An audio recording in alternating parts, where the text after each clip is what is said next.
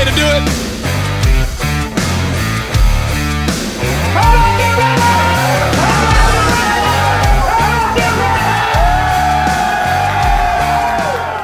One last time here on the 2022 season to the Arizona Rattlers Coaches Show with head coach Kevin Guy. Unfortunately, we're not able to talk about the Rattlers' outlook on playing in a championship game here in 2022. That all ended this past weekend in the Western Conference Championship game. They dropped a close one, a nail-biter, an exciting game, but certainly a disappointing one for the Rattlers. Final score 52-51. It was the Northern Arizona Wranglers, the number 2 seed in the Western Conference, who ended up with that victory in Phoenix, and they move on to the championship game. So it ends right there, just one step away from the title for the Arizona Rattlers. And but I would argue another successful season. We'll see if the man of the moment, the head coach Kevin Guy, feels the same way. Coach Guy, welcome into the show. How are you? Great, Floyd. How you doing? Doing well, Coach. I'm going to lead with. I'll start right there, Coach. Obviously, a disappointing outcome. Your team led the entire way after scoring first in the game. You led until 45 seconds were left in the game. That's when Northern Arizona grabbed their first lead and then held on in those final seconds to win the game. A lot of things went well for the Rattlers on Saturday in the conference championship game. A 2-touchdown lead at halftime is evidence of a great first half, not quite the same second half. But, by every measure, in my opinion, still a strong season for the Arizona Rattlers, but your bar is high. Your standard is high. How do you feel about the outcome of things? Well, obviously, we're disappointed with how we finished, especially when it was so close there for us to reach out and grab it. And, I thought we played an outstanding first half. We scored on every possession in the first half. We were up 4, I believe. We scored a touchdown there in the last minute or so of the game at halftime, right before halftime. And, we onside kick, we work it to perfection and, recover the ball. And then we drive down and leave, 0 time, on the clock. I thought our clock management was outstanding. I would have liked to came away with a touchdown instead of 3 points, but we did, score on every possession that we had the ball in the first half. And, we had 2 stops in the first half on defense, and we were sitting very comfortable in a 14-point lead, and we had the ball coming out. So it's unacceptable that we come out the second half and don't win that game when we got the lead by 14 and we got the ball coming out. And we turned the ball over. I believe it was the first play of the second half, and then it was kind of back and forth. And like you said, they scored and left us 43 seconds, I believe it was. And we had 2 timeouts to drive down. All we needed was a field goal, and just didn't work out the way we want to work. Now, there was a lot that went on in that last minute of the game that affected that outcome. And you could sit here and say, we could have made more plays. This could have happened, that could happen. But at the end of the day, we hold ourselves accountable here. We look in the mirror, we start with ourselves. I start with myself and what can I do to be better? What can our staff do to be better? To put our players in a position to be successful. But there are, consequences, to that loss. And, we'll never coach. This team will never be the same. It's that way every year. We never coach the same team 2 years in a row. There'll be changes, and this team will go down as a team that had a successful season, but didn't finish. And we had some calls that I felt like didn't go our way. Down the backstretch there, in the most important time of the game. And we're going to have to look at some things in the off season. We're going to have to look at some rules. We're going to have to look at what rules are we going by? I mean, one thing that's very confusing, I think, for coaches and players across the league is some of our rules is based on college football. Some of our rules are based on pro football. And I think we need to choose. We want to go by college rules. Let's go by college rules. If you want to go by pro rules, let's go by pro rules. one of the other things that I think is very important for the fans to understand is we're in a different business model now. Okay, it's not like the old days when we were in the Arena Football League, and these owners have stressed and worked at, um, you know, around the clock. We're trying to create parity in this league, and if you look, this is our 5th year in the league that we actually played, games. We took that 1 year off for COVID, but we're going to have a different champion for 5 straight years, and when you look at this business model, we have some rules in place that create that, and you kind of got to manage it like a salary cap, but you're allowed what we call 7 vets.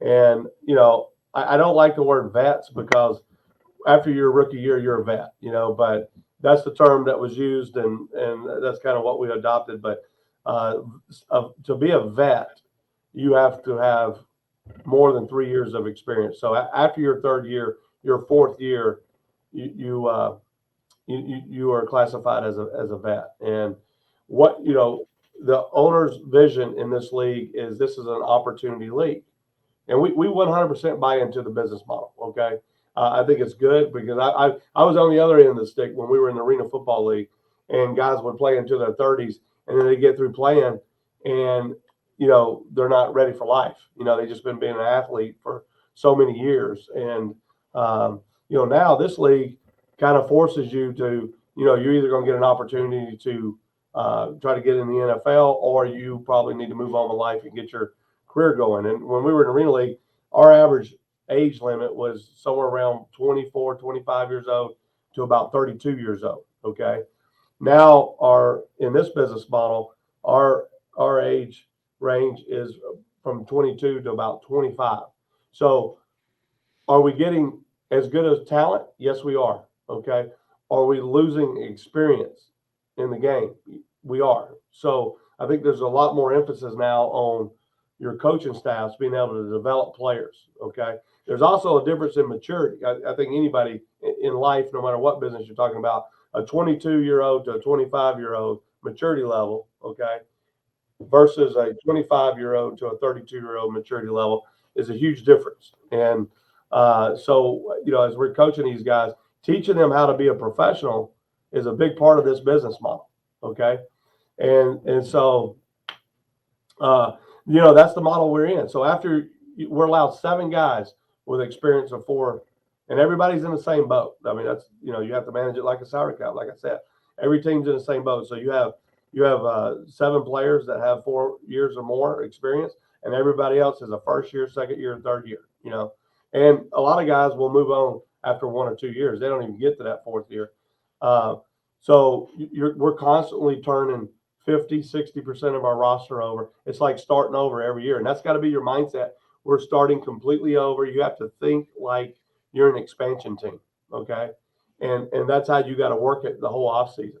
And I think our Rattler staff has handled it better than the rest of the organizations. I mean, we've been in the championship game, 3 times since coming into this league out of 5 years. And those other 2 years, we lost literally on the last play of the game in the semifinals. So I think our coaching staff is doing an outstanding job of developing players. But when you lose some of that experience, when you get into those big moments, some of those guys are just seeing that for the first time. It's their first time being in those kind of moments, So, there's a learning curve there, and every team is in the same boat. We're all going through the same stuff, and this is the model that the owners have worked hard to try to produce, and and that's the way it is. And listen, there's some players that's been here that's helped us win that we have to say goodbye to after that 3rd year because we only have so many spots, So and either they go to another team or they move to another league or move on with life. And I can tell you from a coach that's done this for a long time, I agree with the model. I agree with the business model. I agree with it's an opportunity league because some of these players need to move on and get their lives going and get their careers going. Now, listen, I'm not the one to tell them whether they want to continue to play or not. That's on them. But certainly, just from my experience of watching how some of our players' lives have developed after football. I think it's, your 20s is for experimenting and getting those opportunities to go out there and be interns or, entry level positions to try to get their career going. And it's hard to do that once you kind of get into your mid 30s to start trying to advance your career outside of football. Well, Coach, I think I speak for the entire assemblage of Rattler Nation when I say that the Rattlers are handling and executing on the business model better than anybody in the league. I think it's evident in the roster. The roster we saw last year, my first year with the organization, the roster this year, some of the similarities and certainly the differences and the quality in difference that was made in that turnover. So the Rattlers do a great job with that. I also would say this business model that the league is following, I love it. I love the parity. I love the fact that on any given Saturday or the occasional Sunday when the Rattlers play a game, hey, even on a Monday, you played a Monday night game, I believe earlier this year as well, that in this league, truly any team just about from bottom to top can beat the other teams. And we saw that played out on a number of occasions, some great upsets during the league. It means that the competitive level is even enough to where the fans are really going to enjoy every matchup that happens in the league. To me, it's a lot like the NCAA's March Madness. You're going to get some great upsets along the way and some great competitive football played in the IFL. But I got to take you back to the game. That's my comment on your comment, but back to the game. And Rattler Nation would not let me off the hook without asking you very specifically about your final offensive play of the game, that attempted pass into the end zone that was intercepted to be the final death knell for the Rattlers, and that sealed the game for the Wranglers. And congratulations. The Wranglers, a great football team, deserve to move on. They played a great year, outstanding coaching staff. This is not to take anything away from the Wranglers, but you've got to help me understand the difference between pass interference and not. Clearly, there's a defender undercutting the play that is not playing the ball, not looking at the ball at all. There's contact well before the ball gets there and through the ball's delivery.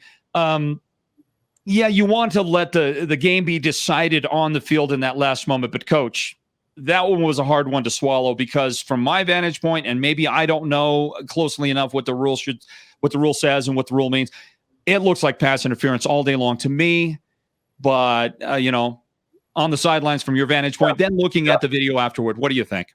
Well, I'm going to take you back a little further. And, I'm just going to start off by saying, look, coaches are held to a high standard. You're judged by your body of work, wins and losses, right?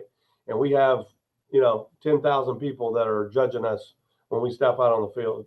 So there's accountability that you have between the head coach and your owner. You have players that are accountable to their teammates. It's accountable to, the coaches. Coaches make decisions. If you're not producing, you either get benched or you get cut if you're a player, right? So there's consequence for everybody. And that's what I want to get under, the iceberg theory of thinking here. Let's go under the water here, and I want to know what the consequences are when there's bad calls made. Okay. I want to know what that is. All right. And it just seems like the response every year is, hey, your team could have made more plays. The other team could have made more plays. Refs are human. They're going to make mistakes. That's all true. Okay. That is all true. But we have consequences. Okay. I want to know what the consequences are for the people that make bad decisions in those big moments. Okay. So let's go back to the game. And let's start with, we scored a touchdown to go up 7. Okay. We scored, it was 51-45. And we kick it and make the extra point. Okay. There was a holding call. Our right guard slung the defensive lineman. He got blown up, got pushed back. He slung him into our kicker. Kicker went down. There's a holding call. So I know right then we're going to have to re-kick this kick. Okay. But Lakayo's not getting up off the ground. He's laying on the ground. Okay. People ask me, why didn't you burn a timeout right there? Why should I burn a timeout? It should be an official timeout. We got an injured player on the field and the medical staff is seeing to the kicker. Okay. I should not have to use one of my timeouts, because we have an injury on the field. Okay. So our medical staff was out checking on that. So we're trying to figure out is Lakayo good to go, not good to go? Well, there's a rule that, if you get hurt, you have to come out for one play. And that's something I'm going to look at, when we get in the owners meetings about, I think there should be an exception when it comes to the kicker. Okay. Because, in this league, you don't have a second kicker, right? So we're forced to go for two. The medical staff is still out checking on the kicker. And then boom, they punch the clock in on us and start running the play clock. Now, here's our kicker, our field goal unit on the field. Offense is already on the bench because they came off the field for the extra point. And, you can't practice that scenario. I don't think anybody would have dreamed up. You're kicking an extra point.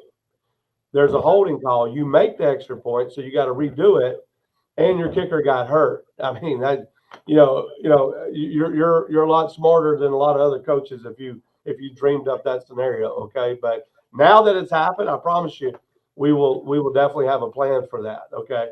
But I think in all my life, I've been in football since I'm 5. I was 5. So, I think in, 44 years, 45 years of being in football, I've never seen that scenario. But, so now we have to rush into the 2-point play. Okay. Could have called a timeout right there, but I knew based on how much time was in the clock, on the clock, that they were going to get the ball. Okay. We were still up 6. All right. Our defense still has a chance to stop them. Number one. Okay. Our defense has played outstanding all year long. So if our defense has a chance to stop them, then we get the ball, we run the clock out, we win the game. If they don't stop them, they're only going to be up 1 point. I still have 3 timeouts to use to make sure I got enough time to go back down the field as a team. Okay. And so what happened in between, when we don't get the 2-point conversion, we kick off. Lakayo comes back. He's good enough to kick off. He kicks off. He kicks it right on the line. And the returner chose to field the ball. Okay. 1 foot in, 1 foot out. All right. If that was enclosed like most arenas and that ball went over the wall without being touched, it would have came out to the 20 or 25-yard line. Lakayo, that was the second time that he supposedly kicked it out of bounds. Okay. So the first time it goes to the 20, the second time it goes to the 25. Well, what happened was the returner chose to field it. So if we were in another arena where we had an enclosed wall and the returner reaches up and chooses to touch that ball as it goes over the wall, he goes to the 5 because he touched it. Okay. So because we have an inline, the rules should be the same. And we have what we call in indoor sports in-house rules. And our in-house rule has always been if the ball goes over the wall, the inline without being touched, it goes to the 20. If it's touched as it goes over the inline, it goes to the 5. Somewhere, someone decided to change our in-house rules. Okay. And, they ruled that it should go out to the 25 because that was the second time. And clearly he touched it before the ball hit the ground and went over the end line. Okay. So he chose to touch the ball. It should have went to the 5. Every coach in this league knows they got a couple of warnings before they get a penalty, unless you just overdo it with a referee. And I knew I had a warning, so I wanted to let him know, hey, you messed up that call. Everybody thinks I got a penalty. I did not get a penalty. The ball came out in the midfield because that was the second time Lakayo kicked it out of bounds. Okay. So, and it really wasn't out of bounds, but they called it out of bounds. So we got to go with the call. So I got a warning. It goes out to midfield. Okay. And they got the ball. It was going to midfield no matter what. So that was the perfect time to get my warning so I could get my point across. And then they go down and score. So now that they're up extra point, good. Okay. So you had there was like 4 things that happened. You had the penalty, and what happened with the kicker on the field, with the medical staff. Then you have the kickoff, and now we're driving down, and we used 1 timeout on defense. They still score, but we got 43 seconds. All we need is a field goal to win. Okay, and we run some plays, and listen, we got some guys open, and I can tell you they were dropping 6, rushing 2. They were dropping ends, linebackers. That's a lot to see for a quarterback. And, we missed a couple throws. I mean, Braxton Haley was open on the dig, ball went over his head. Their defender almost, got it. And then at the one with Miles, that was the third thing that happened. Miles looked like it was a catch. They challenged it. They overruled the catch. If that's a catch and it doesn't hit the ground, if we just catch it clean, we're down inside the 5. There was nobody around Miles. Okay. And so, that rule, it got overturned. That catch got overturned. I'm sorry. And, so now we're down to like 11 seconds. And so that was the third thing that happened was the challenge catch, right? And then we got 11 seconds. We were going to run double post, and to be frank, the receivers did not go where I wanted them to go. Miles did, but Braxton kind of stayed in the middle instead of them going to the back corner and front corner of the end zone, front pylon, back pylon. And, if it wasn't there, we still got a chance to kick the field goal. Drew took a shot. Even the league has already ruled that was a pass interference. But they also thought some other things happened on the play that didn't get called either, regardless. And, that's football. You got 4 things that happened right there in the last minute. And, it should have been pass interference. I thought Miles was 100% had it interference. Should have been, since it was in the end zone, it should go to the 2-yard line first and goal on the 2 with however many seconds. I think when we started that play, it was 11 seconds left. So we would have had 5-6 seconds. We could have probably took one shot to the end zone, then kicked the field goal to try to win. Yeah. And unfortunately, listen, it didn't work out. And does that take away from a successful season? I'm not going to take that away from my players. They worked their butts off. It didn't play out the way that we wanted to finish the way we wanted to finish. And we have to figure out a way to finish. And we're going to have to figure out a way to finish in this business model. Okay. But, obviously, you look back at our last 3 or 4 playoff losses, turnovers has been part of it. And we got to stop turning the ball over. That's something that, once, the players go out there, it comes down to execution. You got to execute. Yeah. And you look at that last drive, man, we had some guys open, and for whatever reason, it just didn't work out, Floyd. And now, all this is going to do is motivate you as you go into the off season. But it's unfortunate. And, congratulations to the Wranglers. I mean, they had a great season. That's a great story coming out of Prescott up there, and I don't want to take anything, away from them, but there's some things that happened in that game that we were the reason for. There were some things that happened that was out of our control, and that's football. Undoubtedly, Coach. And first of all, thank you for filling in some blanks that all of us have had. From our broadcast vantage point up high, we don't know what's going on exactly. We don't know what decisions are being made. We don't know what rulings were being made. And you just filled in a bunch of blanks that make now the end of this game makes a lot more sense than it did in the moment. And it also adds to the heartbreak. I can tell you that for sure. But let me ask you just personally about, just go back over the years. You've won a number of championships. You've been in the championship game more times than a person could count. And with the quality of the organization, top to bottom, Ron Shirts down to every player on the team and every person on the staff, this is the organization that sets the standard in the IFL. You're always there. You're always there at the end. You get to the semifinals, or in this case, conference championship game, year in and year out, if not the title game. So you've been there, you've gotten there many times, and unfortunately fallen short a few times. Where does this one rank for you? And what's the pain level, the hurt level on this particular one? Does it sting as much as others, or more so? I mean, how do you personally feel about this one?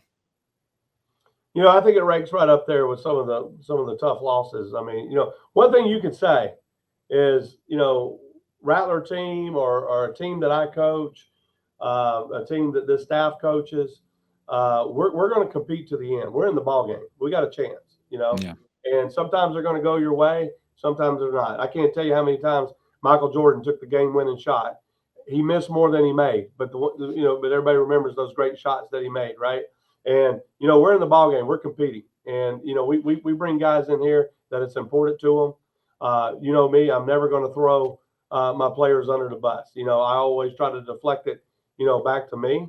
But at the end of the day, we got to figure it out. It's got to be a head snapper. Boom. We got to get our mindset in place, and we got to figure this out. And it's tougher. It's tougher than it's ever been because this business model is working. And I think that's great for the league. I mean, listen, when we were in the Arena Football League and we went to the championship game 4 years in a row, we won it 3 times. It was great for the Arizona Rattlers. It was not great for the league. Okay. And, what's happening right now, what's playing out right now is great. It's great for the league. And so, everybody knows that on any given day, somebody can win, and just from the business model. Right. So, we'll go back to work. We'll start recruiting. This is a hard working staff here, man. We get after it and we believe in one another. And, there's a lot of positives, but, you talk about where it starts with bronze shirts. Absolutely. And, one thing I wish is, I had a conversation with Drew Powell last night, and I told him, I said, Drew, okay, you can't worry about what the critics say. Okay. This is not one of those businesses that we sign up for. It comes with a job. Right. So, that stuff rolls off me like water because I know what really happened. I know how much work went into it, and I know the preparation that we put into it to try to pull off a championship. But my conversation with Drew was sometimes the head coach and the quarterback, they're tied together, right? But sometimes the head coach and the quarterback get too much credit. Sometimes they get too much of the blame. Okay, and who's in the press all the time? It's the coach, it's the players. Okay. But I want the fans to know that, we got the best owner out there. Okay. Ron Schertz, and certainly appreciative of him and what he does for this organization. He gives us everything we need to be successful. And I'm very appreciative of that. And I don't think he gets enough credit, to be frank with you, and he's super to work for.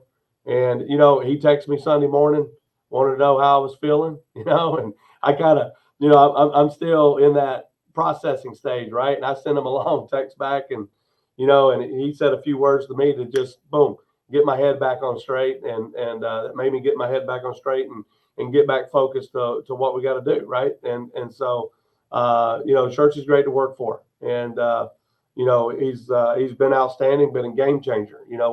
We've been to the championship game eight out of the last 11 years, and he's the biggest reason why, So, I would like to give him some recognition of the success of the organization, and because he certainly deserves it. And he puts a lot of trust in me, and I appreciate that.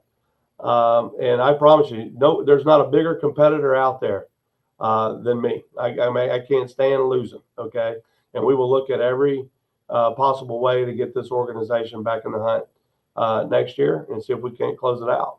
But that's already started. It started this week. We've been in the office every day this week, already, wrapping up this past year, having exit interviews, giving coaches evaluations, giving employee evaluations. There's been a lot going on this week to close out this year. And then, boom, we're already starting to turn our focus to what we got to do to be successful this next year. So we appreciate our fans. They've been great. And, we appreciate their passion. My understanding from my PR staff here, there's been, a lot of emotion, a lot of comments, on social media. And some of that has been, stirred up from, some guys that weren't on the field. Okay. And that will be dealt with in time. Okay. But, because we don't throw each other under the bus. We're a team here. Our team is, we stay together, and we're going to keep chopping wood, and we'll get that ring soon enough. I couldn't agree more on that, Coach. It really is exciting to see what happens in and around the team, day in and day out, what's going on. And it is a matter of time in a league that has a lot of parity, in a league that has a number of teams that can all knock each other off at the top of the totem pole there. It's going to come together, and I would say sooner than later. But let's look ahead for a quick second. Next week, August 13th, Las Vegas, the IFL's championship game.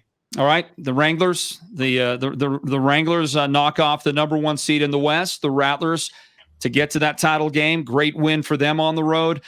The team that Northern Arizona is going to take on the other side, the Quad Cities Steamwheelers, they pulled off 2 upsets in the playoffs. They beat the number 2 seed, and then they beat the top seed Frisco last week to get to the title game. I think it's going to be a great game. I think the fans are going to be entertained. I think the atmosphere will be second to none. Your thoughts maybe then on the championship game coming up August 13th.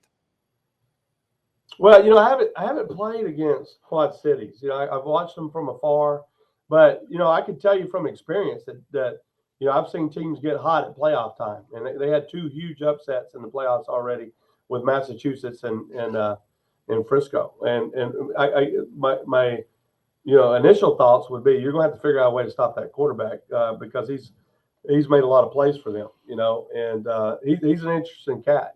Quad Cities was the organization was dormant last year. Coach Ross came in and had to put a team together. He brought some guys that, he was the offensive coordinator the year before in Bismarck. He brought some players with him. He added some players.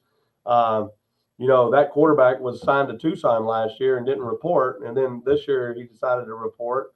And, he played this year and he had an outstanding year. So that would be my first initial thought is you got to slow that quarterback down because he can beat you throwing the ball. He can beat you running with the ball. But the team itself just seems hot right now. Things have went their way. I think they're going to have to play much better defense against Naz, or even if they would have had to play the Rattlers, they were going to have to play a lot better defense than what they've been playing. So, but it seems like the ball has bounced their way, and sometimes teams just start catching lightning in the ball at the right time. And Doug Bland has done a nice job up there, with that organization, and Coach Ross has done an outstanding job, with the football team. As far as Naz goes, that's Naz is the story of the year. That they had one win last year. They hired Les Moss, and he brings in, some good assistant coaches, and they turn that roster over, and they get them believing in one another. And I think too, Naz had an easier schedule the first half of the season, and I think that paid off for them down the backstretch because they stayed healthy, but they kept getting better. You kept watching them. They kept getting better at the little things, and that defense has been pretty stout all year long. And you kind of watched a young quarterback kind of grow up in front of your eyes, and from day one to where he's at now, and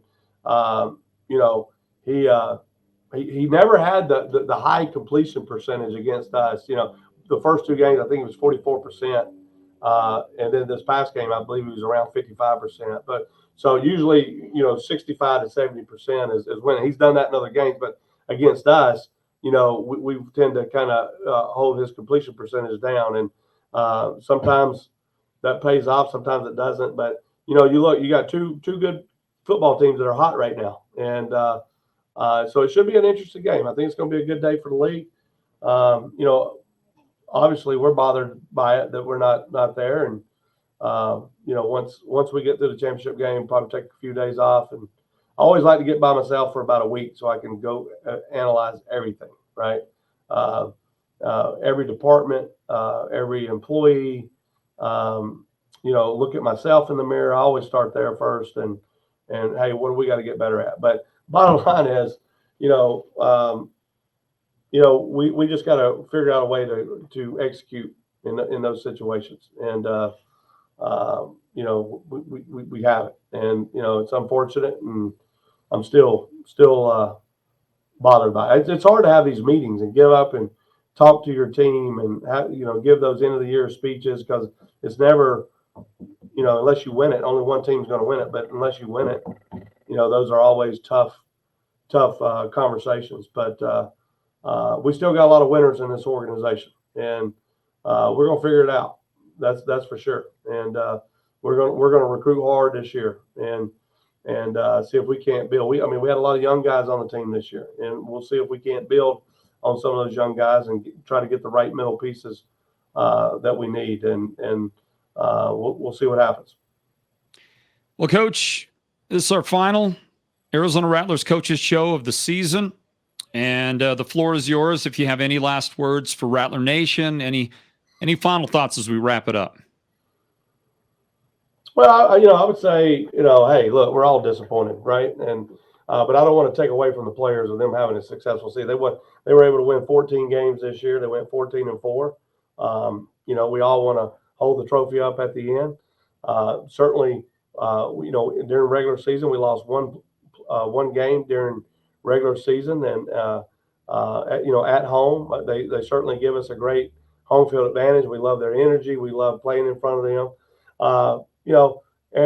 Someone asked me the other day about, we've lost some playoff games at home. Well, the flip side of that coin is we're playing at home. Okay. We could have a terrible regular season and be on the road playing somewhere else. You know what I mean? So, I think it's, a great addition for our season ticket holders that they get those extra games and get to see those playoff games, that our team is good enough to be able to host those playoff games. Right. So, I'd much rather try my luck here than on the road. So, but we appreciate them, and we understand that they could spend their money a lot of different ways, and they choose to spend it with us, and we appreciate that, and we're going to continue to try to put a great product on the field. I want to say thank you to our support staff here, our football staff, our front office, the sidewinders, all our game day help. I mean, there's a lot of work that goes into this. To have a successful year. And then we got to say a goodbye. My good friend here, Todd Connor, who's been our equipment manager since 2000, I believe it was 10 or 11 that he took over. 10 was his first year, but he took over equipment manager. I want to say it was either 11 or 12. He took over equipment manager spot, and it's just done an outstanding job for us here at the Arizona Rattlers. And he's off.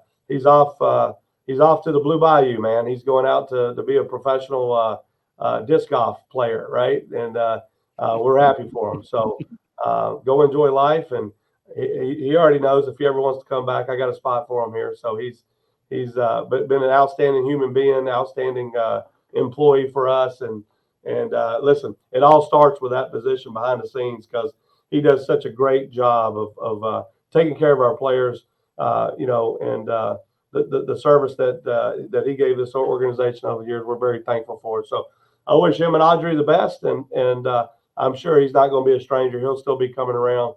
The last day of the week, we play a lot of games around here, so I'm sure he'll come back and enjoy some of those days with us. All right, Coach, have a great off season. We'll can't wait for the next go around. Yeah, and Floyd, I want to thank you, man. It's been a great year. As always, the broadcast team has done an outstanding job. You and Bonner and Joe and the production team. So very happy. We're actually up for award on our this year at the league level. I think we were one of the 3 finalists for production. Our productions day. How we put our production out of our games on game day. So congratulations to you, and great job that you guys do as well. I appreciate that, Coach. It's a privilege, certainly, of ours. And, folks, that wraps up the final edition here in 2022 of the Arizona Rattlers Coaches Show. For Coach Guy, I'm Floyd Simmons, thanking you for being with us. Been another great year, Arizona Rattlers fans, and we'll do it again. March will get here before you know it. The next season will come around, and we'll do it all over again. Have a great offseason, everybody, and we'll see you down the road here with more Arizona Rattlers football. Bye-bye for now.